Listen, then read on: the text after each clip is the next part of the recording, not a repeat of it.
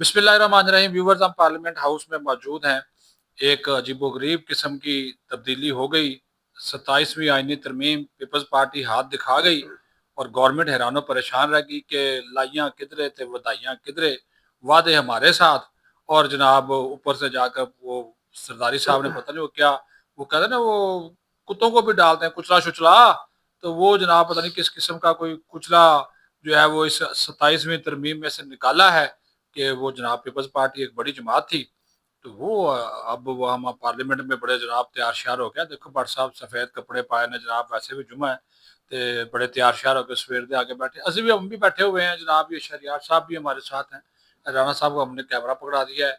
तो अजीबो गरीब बात है कि सुबह सुबह 8 बजे दफातर ने बोला कि जाए जी जनाब, वीडियो पेपर है, लाइव पेपर है जनाब, हला मचा दी कि 27वीं तरमीम आ रही है, आपने बताना है 27वीं तरमीम में क्या है।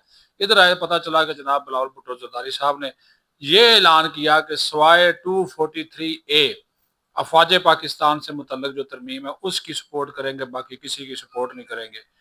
तो आतिफ भट्ट साहब, रातों रात पीपल्स पार्टी ने की होया जनाब? चौर साहब, इनको हुआ कुछ नहीं है। बेसिकली ये तमंचू का मामला है। हाँ, तमंचू।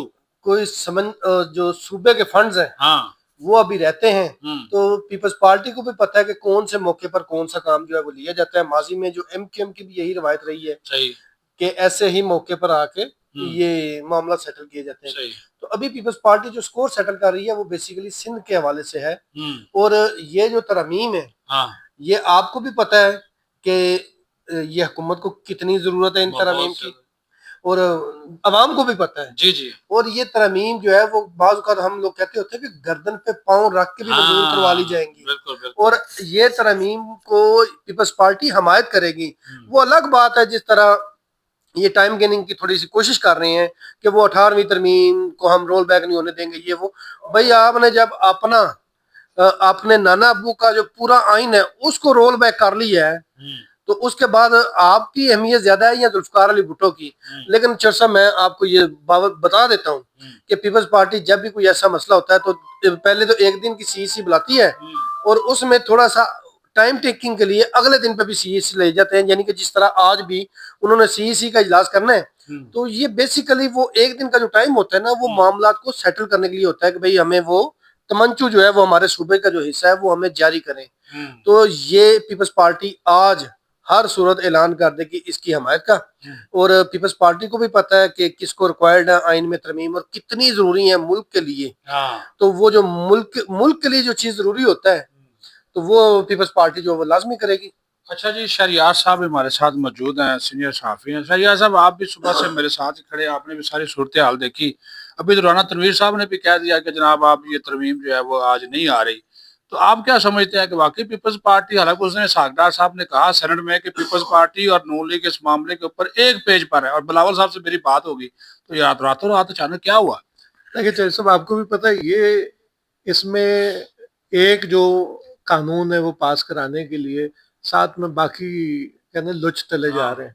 तो वो लुच के तौर पे जो चीजें हैं वो पीपल्स पार्टी वापस कराएगी और फिर सिंध में जाकर बड़ा उन्होंने शोर मचाना है कि देखें हमने आपके लिए जो है हमने तकसीम नहीं होने दिया सूबा, हमने जो 18वीं तरमीम जी, तो ये उन्होंने वहां पे नारा लगाना है अगले इलेक्शन के लिए, उसका शोर है। बाकी जो तरमीम मंजूर करवानी है वो ये सर के बल चल के आएंगे, यहाँ तरमीम मंजूर होगी। तो अभी वो क्यों कह रहे हैं कि जी एनएफसी वार्ड हमें कबूल नहीं, उसमें तरमीम कबूल नहीं, और 18वीं तरमीम को रोल बैक करना मंजूर नहीं, और हम सिर्फ आईनी अदालत है, उसके ऊपर भी उसने तहफ़्फ़ुज़ात देखें, मैं तो ये समझता हूँ कि 18वीं तरमीम भी कोई जो है वो सहीफा नहीं है आसमानी। और उसमें जिस तरह की गलतियां आपने की हैं कि स्पोर्ट्स को, कल्चर को, टूरिज्म को, एजुकेशन को आपने किसी सूरत डिवॉल्व होने वाले ये सब्जेक्ट्स ही नहीं है, आपने वो डिवॉल्व किए। अब ये इसकी जो खमियाजा वो ये भुगतते रहे कि स्पोर्ट्स फेडरेशन पैसे मांगती थी तो फेडरल गवर्नमेंट कहती थी कि हमारे पास तो फंड ही नहीं है, क्योंकि ये अब सबाई मैटर है। इसी तरह 5-5 सेंसर बोर्ड बन गए कि चारों सूबों में सेंसर बोर्ड है और फेडरल का अलग है। तो फेडरल का सेंसर बोर्ड किसके लिए बनाया गया आपने? तो ये कई ऐसी गलतियां हैं जिनको सुधारने के लिए तरमीम की जा सकती है। अच्छा शहरियार साहब, ये फरमाए कि क्या ये दुरुस्त है, क्योंकि ये भी एक बात कही जा रही है कि पंजाब का इनको इनकी नई बात सुनी जा रही पीपल्स पार्टी की, تو وہ بھی بلیک میل کرنے کے لیے اپنی بات پنجاب میں منوانے کے لیے بھی یہ کوئی تھوڑا سا جناب انہوں نے یہ جھگڑا شگڑا ڈالا.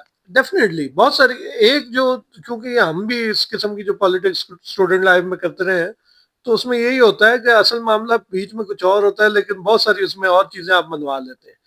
تو ابھی اس میں وہ جو لڑائی چل رہی تھی یہ جو ڈیڈ لائن بھی آپ کو یاد ہوگا جو صدر کے ساتھ ملاقات تھی اس میں ڈیڈ لائن دی تھی کہ ہماری سی تک آپ نے اگر نہ کیا تو پھر ہم یہ کر دیں گے. اب مان جائیں گے وہ کچھ چیزیں مان لیں گے کچھ چیزیں نہیں مانی جائیں گی لیکن یہ ہے کہ ترمیم باہر صورت جو ہے یہ منظور ہونی ہے.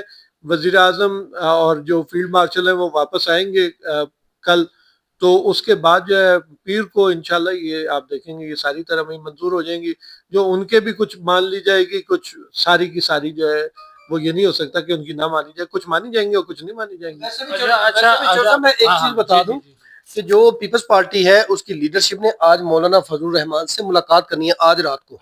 تو اگر پیپلز پارٹی وہ پورا مسودہ مان جاتی تو مولانا فضل الرحمان کے ساتھ انہوں نے کیا نیگوشیٹ کرنا تھا.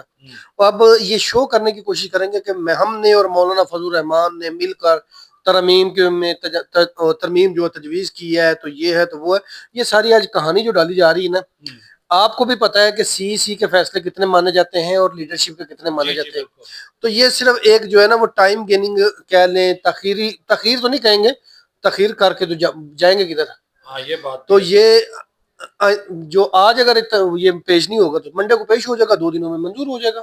تو شہریار صاحب میں نے رانا ثناء اللہ صاحب کو سن رہا تھا وہ کسی ٹی وی پروگرام میں یہ کہہ رہے تھے کہ انہوں نے کہا اس نے سوال کیا اینکر نے انہوں نے صحافی نے سوال کیا انہوں نے کہا جی اگر اتفاق رائے نہیں ہوتا آپ کا پیپلز پارٹی کے ساتھ تو پھر کیا کریں گے. تو رانا ثناء اللہ نے کہا کہ پھر ہم جن نکات کے اوپر اتفاق ہوا وہ ہم پہلے لے آئیں گے جن پہ نہیں ہوا اس کے لیے 28ویں ترمیم لائیں گے. یہ بھی ہو سکتا ہے. جی بالکل. اور یہ رانا ثناء اللہ صاحب نے تو بعد میں کہا ہے فیصل وارڈا صاحب پہلے کہہ چکے ہیں کہ 26ویں کے بعد 27ویں بھی پھر 28ویں بھی اور 29ویں بھی آتی ہے.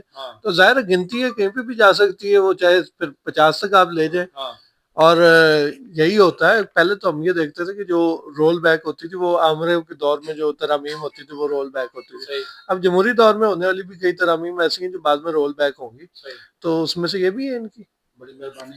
لیں جی جناب عاطف بٹ صاحب اور شہریار صاحب نے اپنا جو نقطہ نظر ہے اس حوالے سے جو ہے بیان کر دیا. آپ دیکھتے ہیں کہ یہ جو پارلیمنٹ آج سے مرکز بننے جا رہی تھی سیاسی اور پارلیمانی سرگرمیوں کا اس وقت تو یہاں پہ ہو کا عالم ہے وہ جناب میں ممبران بھی آپ اپنی مرضی سے آئیں گے. اب یہ سارا سلسلہ جو ہے وہ لگتا ہے کہ پیر سے شروع ہوگا کیونکہ اب تک جو ہے تو پیپلز پارٹی جو ہے وہ انہوں نے جناب اپنا جو ہاتھ دکھایا ہے. حکومت ظاہر ہے ان سے رابطے شابطے کرے گی تاکہ جو معاملات ہیں ان کو بہتر کیا جا سکے. اور پھر باقی شہریار اور عاطف بٹ صاحب والی بات ٹھیک ہے کہ بھائی حمایت تو کرنی ہی پڑے گی کروانے والے پھر کروا لیتے ہیں. اپنا خیال رکھیں. پاکستان زندہ باد.